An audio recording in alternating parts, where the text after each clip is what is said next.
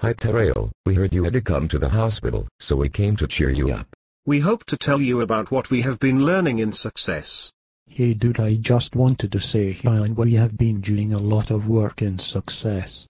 Guys, I feel much better. I had to get my tonsils out, so now I am just able to talk, and I had some great ice cream and cute nurses. Well, you are too young for the nurses, but what about the candy stripe girls? Well, it looks like your clock is going wild, and we have been doing some activities on Elasped Time.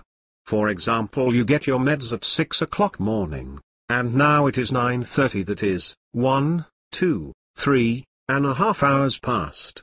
That's the kind of math we were doing.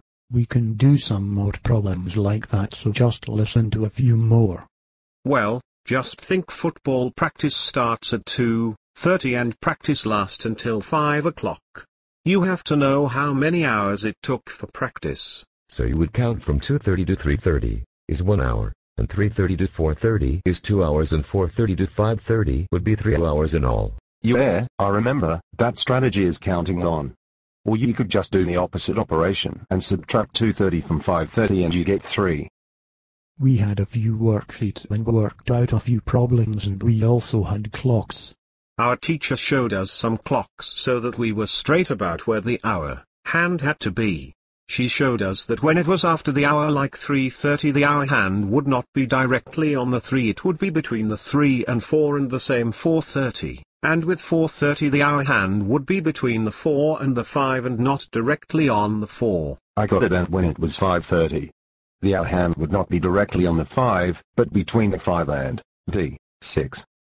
So that means you really have to be careful when you're looking at the clock, and also to know that when minutes are after the hour, the hands will be after. So when it is 3:30, that means 30 minutes after 3. And the hour hand when it moves must be after the 3 and between the 3 and the 4. That's right. Now you got it.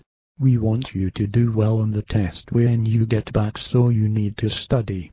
How about going to the study room with us, since we can show you on the smart board and you can see the kinds of problems we did? Well, if you have 5 hours and 6 subtract 3 hours and 20 minutes, the 6 minutes cannot take away the 20 minutes, so you will have to borrow an hour.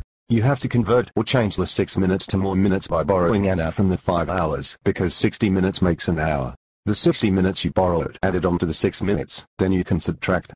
Look at the smartboard, it shows what happens. 1 hour and 46 minutes. Yet the answer is exactly 1 hour and 46 minutes. That was the kind of problems we did. When there is not enough minutes, you have to regroup. You have to know your math facts and pay attention to the symbols, whether you add or subtract. That's an important clue. Take care.